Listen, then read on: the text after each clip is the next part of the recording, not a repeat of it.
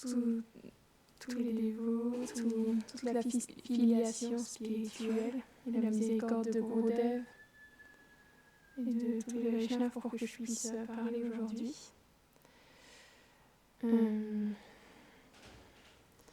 On était au 15e verset du chapitre 3 du Srimad Bhagavatam qui s'intitule Les différents avatars. Donc, on va commencer par chanter. Om Namo Bhagavate Vasudevaya.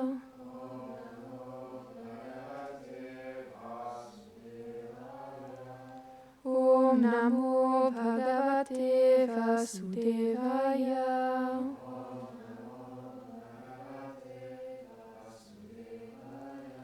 Om Namo Bhagavate Vasudevaya.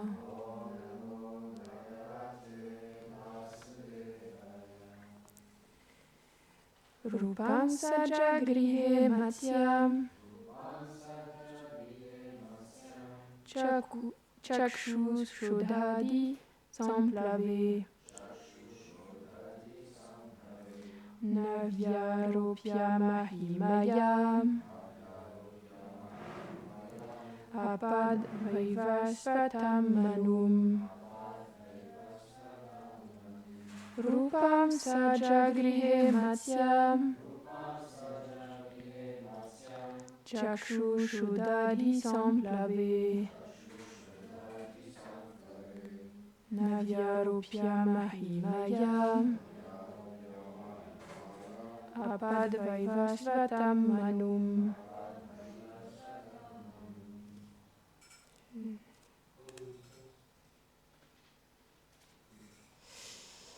Traduction.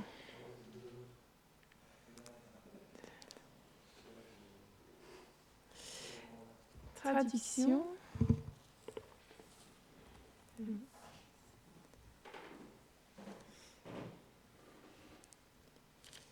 La 10e émanation du Seigneur fut le divin poisson, apparu dans le Chakshusha Manvantara. Quand la mer Terre était inondée et noyée dans l'océan, il sauva Vaivasvata Manu de la noyade en envoyant un bateau sur lequel il prit refuge. Commentaire. Le premier Manu fut Svayambhuva, un fils de Brahma, qui est l'un des procréateurs de l'univers, entre parenthèses Prajapati. Donc c'est comme ça qu'on appelle les procréateurs de l'univers. Il écrivit la Manu Samhita afin de guider la société. Tous ces Manus sont des Manvantara avatars. Ils sont des dirigeants de l'univers. Un jour de Brahma compte 14 Manus, et la durée du règne d'un Manu est un Manvantara qui a une durée de 306 720 000 années. Quand meurt un Manu, un autre se manifeste.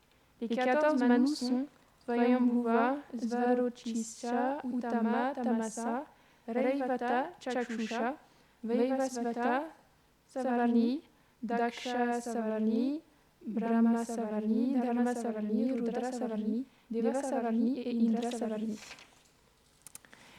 Srila Vishwanath Chakrabarti Thakur explique que durant l'ère de Chakshusha Manu, il y eut un déluge. La terre elle-même agit comme un bateau et le Seigneur, sous sa forme de Matsya, l'avatar poisson, protégea Vaivasvata Manu en le plaçant dans ce bateau. Dans le Vishnu Dharmotara, il est dit, Vajra demande à Markandeya, qu'est-ce qui arrive à la fin du Manvantara? Markandeya dit, Urmimali Mahavega Sarvam Avritya Tishtati Burlokam Ashritam Sarvam Tadanashyati Yadava Navinashyanti Rajendra Vishruta Kula Parvata Dharayatyartha Vijani Sarvanye Vavisheshata. Quand Vajra, le grand seigneur, sous la forme de l'eau, grandement agitée avec des vagues innombrables, couvrit la terre et les planètes inférieures avec l'eau, au Yadava, toutes les choses sur la planète furent détruites à ce moment. Seules les fameuses montagnes ne le furent pas, au meilleur des rois. À ce moment-là, la terre personnifiée, prenant la forme d'un bateau, protégea toutes les graines sans discrimination, ô progéniture de la famille Yadu.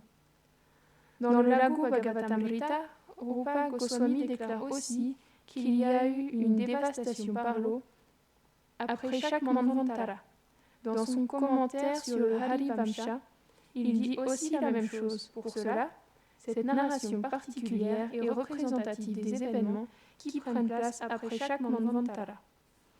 À cette époque, le Seigneur accorda une faveur toute particulière à Satyavrata, qui était un grand dévot de Matsya. Il fut attiré par l'amour de son dévot et apparut à ce moment-là. Le verset suivant illustre comment le Seigneur est contrôlé par son dévot. Svachandopata dehaya vishuddhagyanamurtaye sarvasmai sarvabhijaya sarvabhutatmane nama.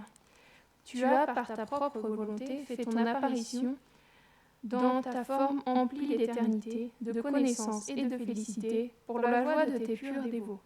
Tu es la cause efficiente de l'univers et le contrôleur même de tous les êtres.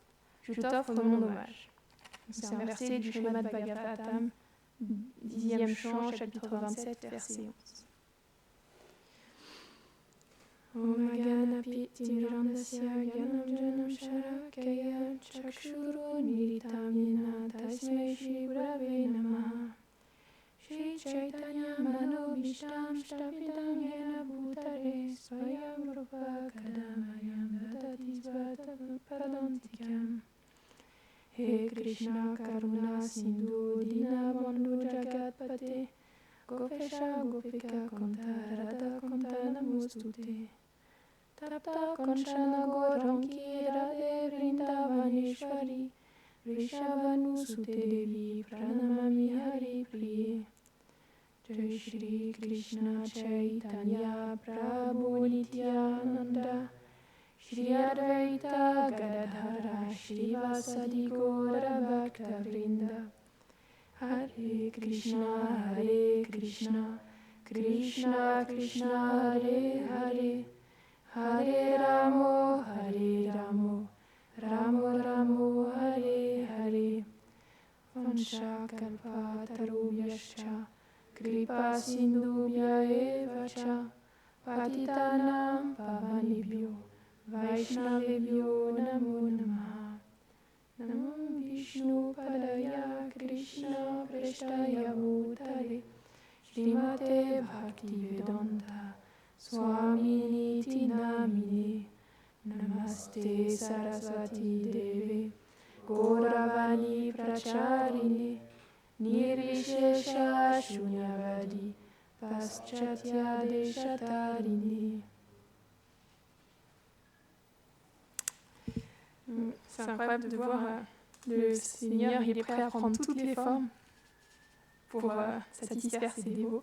Donc là, il a pris la forme d'un poisson. Je viens de traduire un épisode du Srimad Bhagavatam dans lequel il prend la forme d'une tortue. Donc une tortue gigantesque. Et aussi d'une femme, de Mohini Murti. Donc il prend toutes les formes possibles, imaginables, pour le plaisir de ses dévots. Et donc, là, on était en train de parler, comme d'habitude, la semaine dernière, de la forme qu'il prend lorsqu'il vient en tant qu'un roi parmi les êtres humains, donc c'est Ramachandra.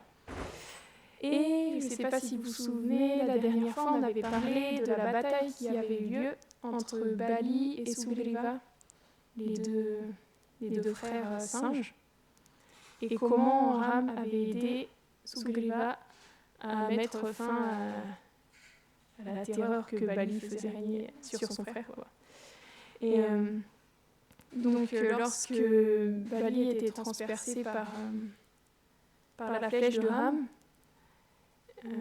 Sugriva et Ram sont allés le voir, et après il y a Tara et Angada, donc l'épouse de Bali, et le fils de Bali, ils sont tous deux allés le voir, Et Tara a commencé à se lamenter, parce qu'elle avait prévenu, je ne sais pas si vous vous souvenez, mais elle avait prévenu Bali qu'il ne fallait pas qu'il sorte, qu'il y avait quelque chose qui n'allait pas et que ça allait certainement mal se passer. Donc elle est allée le voir. Et elle lui a dit « Oh, mais pourquoi tu ne m'as pas écouté ? Je savais qu'il allait se passer quelque chose. Et en plus, étant donné tout ce que tu as fait subir à ton frère, c'était normal qu'il t'arrive cette chose-là. » Donc elle comprenait tout à fait pourquoi son époux se retrouvait dans cette situation, en fait, à être sur le point de quitter son corps. Mais elle se lamentait parce que c'était sa femme. Et elle lui a dit, mais dans ton malheur, tu as été très fortuné parce que tu as été touché par la flèche de Ram. Et par ça, tu seras libéré. Et donc, à ce moment-là, Bali, avant de quitter son corps, il s'est tourné vers Ram et il lui a demandé de protéger. Il lui a demandé de protéger sa femme et son fils. Il lui a demandé de considérer aussi Angada comme son propre fils et de lui accorder sa protection. Et ensuite, il s'est tourné vers Sugriva et il a dit à Tara de prendre refuge en son frère Sugriva. Et il a dit à Angada de considérer Ram comme son père et de servir Sugriva. Et ensuite, après avoir donné le collier royal à Sugriva, il a quitté son corps. Et j'avais un peu raconté la dernière fois la manière dont Sugriva il avait commencé à se lamenter de son acte cruel envers son frère et comment Tara, elle voulait aussi, comme Sugriva, mettre fin à ses jours en perçant son cœur de la même flèche qui avait tué Bali. Et Ram, à ce moment-là, il leur a parlé en leur expliquant qu'on n'était pas le corps, qu'on était l'âme spirituelle et qu'il ne fallait pas se lamenter sur ce qui était périssable parce que tous les êtres qui sont nés dans ce monde, ils sont destinés à le quitter. Et qu'il fallait plutôt que Sugriva se concentre sur les rites funéraires de son frère parce que c'est de cette manière-là qu'il pourrait l'aider. Et Tara, de son côté, elle avait un devoir à accomplir envers son fils, qui était toujours dans ce monde. Donc, ça les a secoués et ils se sont remis un peu de leurs émotions. Et il y a eu une grande cérémonie funéraire royale pour Bali. Et ensuite, ils ont demandé à Ram de faire la cérémonie du couronnement de Sugriva. Sauf que Ram, il ne pouvait pas rentrer dans la ville de Kishkinda parce qu'il avait fait un vœu que pendant 14 ans, il vivrait en ascète dans la forêt. Donc ils sont venus, ils ont installé tout ce qu'il fallait dans la forêt pour faire la cérémonie du couronnement de Sugriva. Et c'est comme ça qu'a eu lieu son couronnement.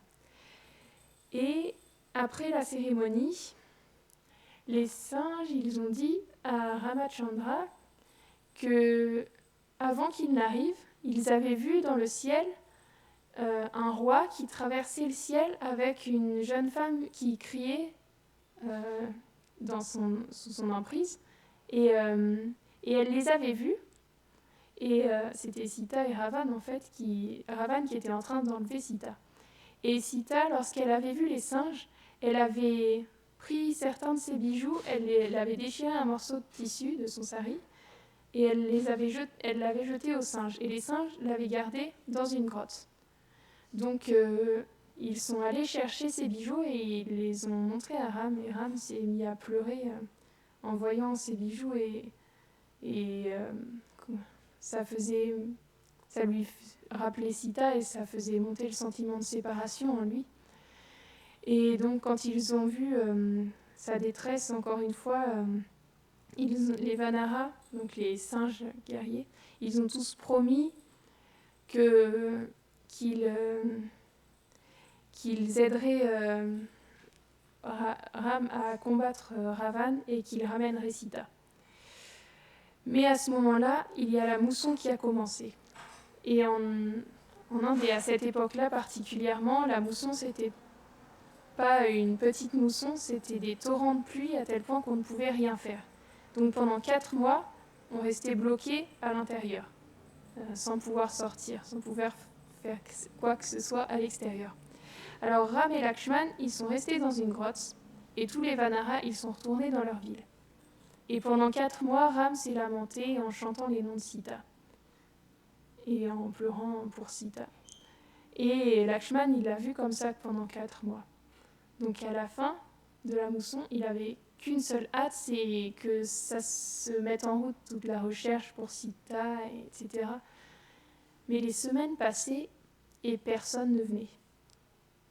Et en fait, ce qui se passait, c'est que ce Sugriva, il était couronné roi et maintenant il avait tous les luxes d'un roi.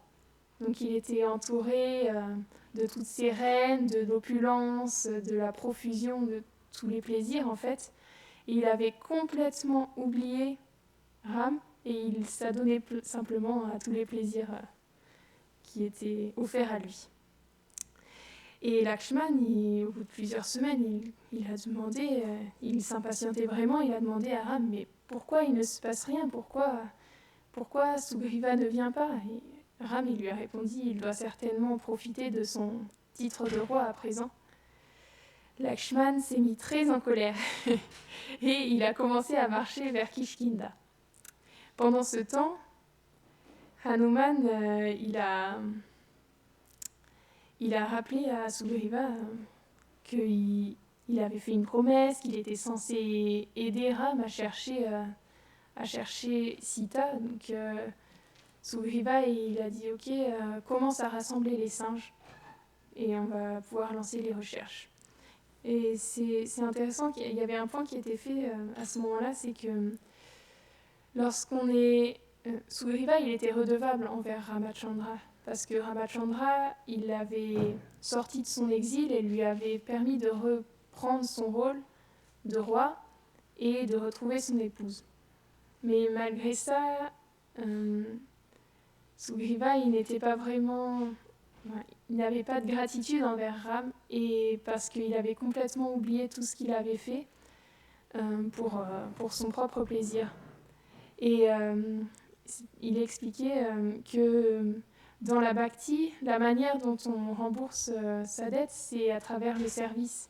Et là, son service, c'était de retrouver Sita. Et il avait complètement oublié ça pendant les mois où il avait profité, en fait. Et là, Lakshman, il venait pour lui rappeler. Donc, lorsque les singes ont commencé à se rassembler, ils ont vu que Ravan commençait à arriver. Ils sont allés prévenir Sugriva parce qu'ils s'inquiétaient, il avait l'air vraiment en colère. Et donc, Sugriva, il a commencé à avoir un peu peur. Donc, il a envoyé Angada. Et ensuite, il a envoyé aussi Tara, donc l'épouse de Bali.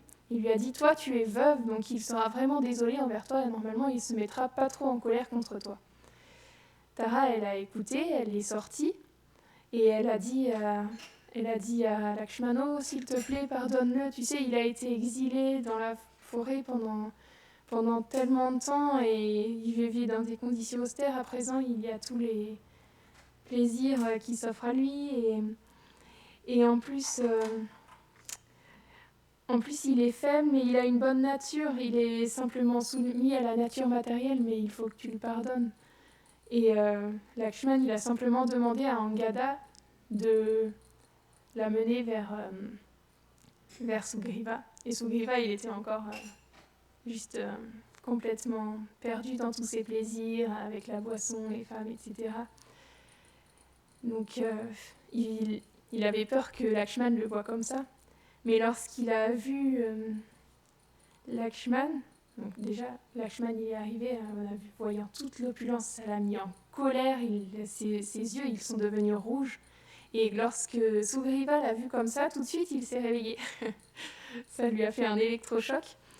Et il lui a demandé de le pardonner, et il lui a dit « Oui, c'est bon, les recherches elles ont commencé, j'ai déjà préparé les troupes. » Et il a divisé toutes les parties du monde, parce qu'il connaissait le monde par cœur. Pourquoi il connaissait le monde par cœur? Parce que lorsque Bali Maharaj le poursuivait et que lui, il recherchait un refuge, il avait cherché sur toute la terre entière. Il avait tout retenu ça. Et à présent, il était capable de se souvenir de tout ça pour pouvoir se mettre au service de Ramachandra, en fait. Donc, à ce moment-là, il a envoyé ses troupes pour trouver Sita. Et il a fait un groupe spécial composé de Angada, Jambavan, donc Jambavan c'était un ours très puissant, Hanuman et Nila, et il les a envoyés vers le sud, parce que c'est vers là que semblait se diriger Ravan lorsqu'il emmenait Sita. Et il est allé vers Hanuman et il lui a dit « Oh Hanuman, tu as tellement foi en Ram, tu as tellement d'amour pour lui, tellement de dévotion, je suis certain que c'est toi qui vas retrouver Sita. » Et Ram, il a entendu ça. Et il était très satisfait de ça. Donc il est à son tour allé voir Hanuman. Il lui a dit « Oh Hanuman, c'est toi qui retrouveras Sita. Par ta grande dévotion, c'est toi qui vas la retrouver. » Et donc il lui a passé une bague qu'il devait donner à Sita, une bague où son nom était incrusté à l'intérieur. Il l'a donnée et à ce moment-là, la troupe est partie. Et c'est là qu'ont commencé les recherches pour Sita. Donc là, ça clôt un peu l'histoire que je voulais raconter sur Sugriva et Ramachandra. Mais je voulais aussi enchaîner sur une autre histoire, parce que je l'avais racontée il y a quelque temps déjà, mais il n'y avait pas tout le monde, et c'est bien à propos pour le lancement des Kadashi, parce que ça parle de jeunes aussi. Donc c'est une histoire avec Lakshman. C'est au retour de... Lorsque Ram, Lakshman et Sita sont revenus à Ayodhya après leur exil de 14 ans. Ils ont été accueillis par tout le monde, c'était vraiment la grande joie. Et pendant 14 ans, en fait, Bharat, il avait vécu dans l'austérité, mais dans un palais avec tous les plaisirs, tous les privilèges auxquels un roi a droit, mais en renonçant totalement à ses privilèges puisqu'il ne vivait même pas dans le palais et qu'il accomplissait seulement son service pour Ramachandra. Et c'est pour ça que des fois, il y en a certains qui disent que Bharat, dans le Ramayana, il est encore plus brillant que Ramachandra parce qu'il a vécu comme un ascète, mais dans un palais, et que c'est encore plus dur que de vivre en ascète dans la forêt. Et il était tellement plein de détachement et de droiture et de respect pour son frère aîné que c'est vraiment un personnage remarquable dans le Ramayana. Et un autre personnage qui est vraiment remarquable, c'est Lakshman. Et il a été glorifié lorsque tout le monde, justement, glorifiait Ramachandra après sa victoire.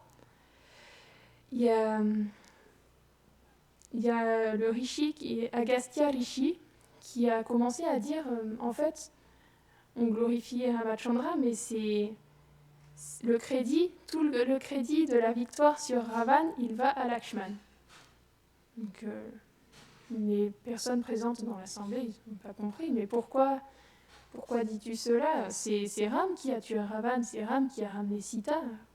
Pourquoi tout le crédit irait à Lakshman ? Et Agastya Rishi, il a répondu que Ram aurait pu être tué si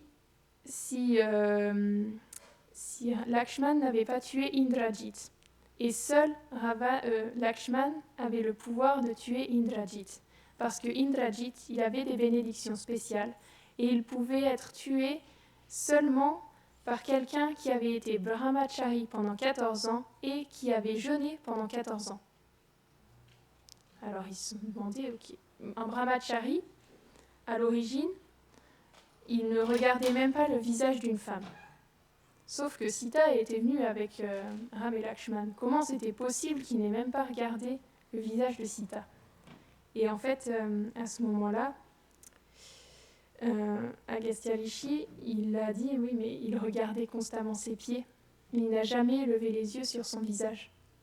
Et Ram, il a confirmé, oui, c'est vrai, parce que lorsque je lui ai montré les bijoux que les singes m'ont donnés, je lui ai montré pour confirmer que c'était bien ceux de Sita. Et il m'a dit, en vérité, je ne peux pas te dire oui ou non. Les seuls bijoux que je pourrais reconnaître, c'est les clochettes qu'il y a à ses chevilles. Donc en fait, il n'avait jamais regardé le visage de Sita. Donc Ram, il a dit, ok, d'accord, mais... C'est sûr. C'est pas n'importe qui, Lakshman. Et Ram, il a dit, oui, mais tous les jours, je te donnais un fruit. Donc tu n'as pas jeûné pendant 14 ans. Lakshman, il a dit, oui, tu me donnais un fruit, mais tu me disais, prends-le. Jamais tu ne m'as dit, mange-le. Alors je le prenais, et je le posais dans la forêt. Je le redonnais à la forêt. Ram, il a dit, oh, d'accord, mais Hanuman, s'il te plaît, viens. Ces fruits, par le contact de Lakshman, ils sont devenus impérissables. Ça veut dire qu'ils sont toujours dans la forêt. Donc il faut que tu ailles tous les collecter, et comme ça on pourra vérifier si c'est vrai que pendant 14 ans, il n'a pas mangé. Hanuman, il est parti, il a collecté tous les fruits, et il est revenu, et ils ont compté les fruits. Il en manquait 4. Alors Ram, il a dit, ah, il y a 4 jours où tu as mangé les fruits. Et Lakshman lui a répondu, non, cher frère, en fait, il y a 4 jours où tu as oublié de me passer un fruit. Et là, à ce moment-là, il a expliqué. Parce qu'il y a le jour où tu as appris la mort de notre père, le jour où Sita a été kidnappée, le jour où tu as été frappé, où Lakshman a été frappé par l'arme Shakti de Indrajit, donc il était très mal en point à ce moment-là. Et le 4e jour, malheureusement, dans sa classe, il ne s'en souvenait plus, donc il y a un 4e jour, mais je ne sais pas pourquoi. Et à ce moment-là, Ram, il a dit, oh, Lakshman, tu traverses tellement de difficultés en venant en tant que mon petit frère. C'est vraiment compliqué. Dans la prochaine fois que je viendrai, dans ma prochaine incarnation sur Terre, tu viendras en tant que mon grand frère. Comme ça, tu seras plus tranquille. Ce sera moins difficile pour toi. Et on peut voir en effet que lorsque Krishna vient, dans l'âge suivant, Lakshman, il vient en tant que Balaram, qui est son frère aîné. Donc, c'était un peu les gloires de Lakshman. Après, j'ai encore une dernière petite histoire, si ça vous va. C'est encore une autre histoire qu'on a déjà entendue, mais ça faisait longtemps. C'est qu'un jour, quand Ravan est allé voir Sita, elle a placé un brin de paille devant lui. Ce brin de paille, il avait plusieurs significations.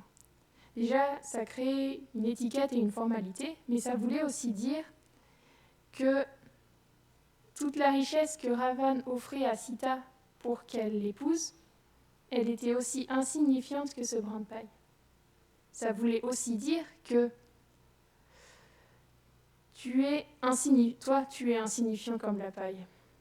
Mais ça voulait aussi dire tu n'as pas de connaissances, donc tu ne vaux pas mieux qu'un animal. Donc ce brin de paille, tu peux le prendre pour te nourrir, puisque tu n'es qu'un animal. Et c'est fou comme un seul geste pouvait avoir tant de significations différentes. Et il n'y a que les Vaishnavas pour comprendre ça, heureusement, qui sont là pour expliquer toutes ces choses. Et ça voulait aussi dire que Ravan, bientôt, il viendra et il lui brûlera tout Lanka. Tu pourras utiliser cette paille pour te faire une hutte. Et enfin, la dernière chose que ce brin de paille signifiait, c'est le Seigneur, il peut apparaître de n'importe où. On peut le voir parce que, par exemple, Nrsimhadev, il est apparu d'un pilier. Et de la même manière, il pourrait apparaître de ce brin de paille et en finir avec toi en quelques instants. Et lorsque Ravan il a vu ça, il s'est mis en colère et il est allé voir Vibhishan. Et donc quand il est rentré chez Vibhishan, il y a quelque chose qui l'a mis encore plus en colère que ce qu'avait fait Sita. Tous les murs, ils étaient recouverts d'écritures. Rama, Rama, Rama, Rama, partout. Vibhishan avait écrit le nom de Ram partout sur ces murs.